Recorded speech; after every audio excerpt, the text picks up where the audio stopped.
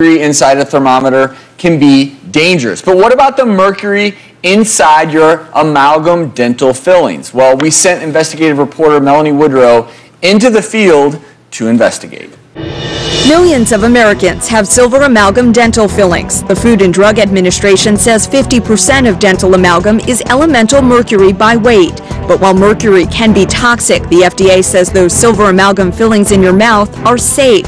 Dr. Michael Bernoulli, a board-certified osteopathic family physician, disagrees. Why should we take something that the EPA will not allow us to throw into the trash can and just discard with the regular trash, but leave it in someone's mouth when it's so potentially toxic? Several years ago, Dr. Bernoulli began treating Stacy Case for mercury toxicity. Case, a mother of two, had some dental work done. Her dentist removed 4 aging silver amalgam fillings and replaced them with 4 new ones. I started having this heavy metal taste in my mouth, really deep, long-lasting headaches. I'm noticing my vision's getting a little blurred, and I've got like tingling on the side of my face. One morning, Case could not walk. Stumbled out of bed and couldn't make it to the restroom. An MRI showed Case had multiple sclerosis. Case, whose MS was too early on to make her a candidate for MS drugs, believed her silver amalgam fillings made her sick.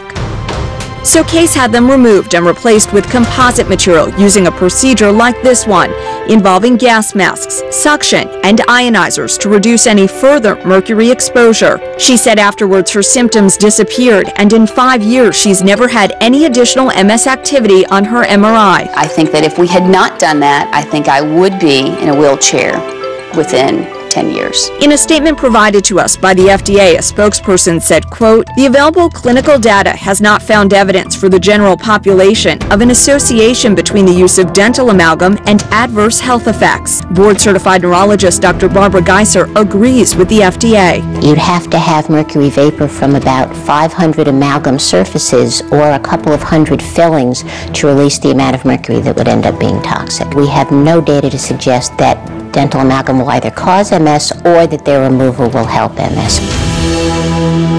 So Melanie, there's a lot of controversy surrounding this. And I can tell you, I just watched that and I can say I've seen a lot of patients with MS.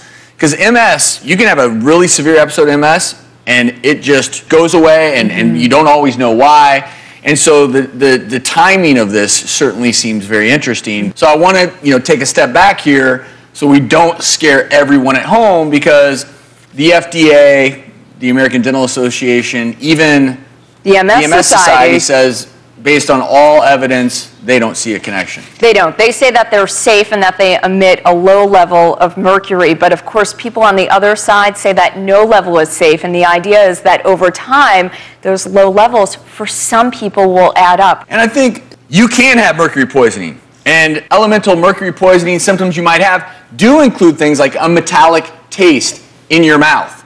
They do include things like vomiting, respiratory issues, tremors, headaches, neuromuscular changes, things like weakness, muscle atrophy, and twitching, even performance deficits on cognitive function tests. And even at higher exposure, you can have kidney, respiratory failure, even potentially death. And we wanted to see how much mercury could come from an amalgam filling, so Melanie went to a lab to test them out. We visited Dr. Boyd Haley, a scientist, at his lab in Kentucky. Dr. Haley has testified in front of the Food and Drug Administration and believes silver amalgam fillings are toxic and should be banned. I think it's unacceptable. As a matter of fact, I think it's criminal. Dr. Haley showed us the mercury vapors a silver amalgam filling gives off using a fluorescent indicator screen and an ultraviolet lamp. Dr. Haley said he could demonstrate that the mercury vapors are higher than what the American Dental Association says. He placed an amalgam filling in front of a mercury vapor analyzer. It's getting close to about 0.7 milligrams per cubic meter. When we brushed the amalgam, much like you would brush your teeth, and placed it in hot water to simulate drinking a hot beverage, more vapors were released, and the reading went off scale. The amount of mercury coming off of this amalgam were what the ADA experts say and publish. A very, very low level, 0.03 micrograms per centimeter squared per day. You wouldn't be able to read it on this meter. It wouldn't even register. It wouldn't even register. Dr. Edmund Hewlett is an American Dental Association spokesperson. The types of data that he's reporting to you have not been replicated in peer-reviewed scientific studies. Dr. Hewlett believes, as does the ADA, that the level of mercury released is safe. Dr. Haley has failed to replicate the conditions inside the mouth in doing the type of test that he demonstrated for you. The mouth is wet, it has saliva, which has water and protein, and that provides a barrier to vapor coming off, so it dramatically reduces any vapor coming off the filling material. You actually have some amalgam fillings yourself. I have amalgam fillings in my mouth. Patients should discuss this with their dentists and figure out what's going to be best for them.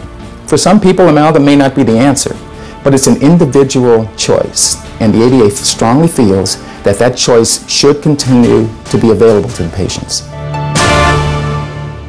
I'm not a toxicologist. I'm not an expert in this. I actually have a few amalgam fillings, and I'm personally not worried about them, but I do think that if you had a mouthful of these and you had a neurologic problem, it's probably worth at least discussing it with your doctor if it's a concern. And I think that's the takeaway we can get from this is if you're worried about it, talk with your doctor about it. And the other thing is there are alternative fillings available. So if you're worried about it, you can tell your dentist, look, if you're going to fill this, fill it with some other composite. It's your choice as a consumer and a patient. Melanie, thank you very much. Thank you. For your investigation. Up next,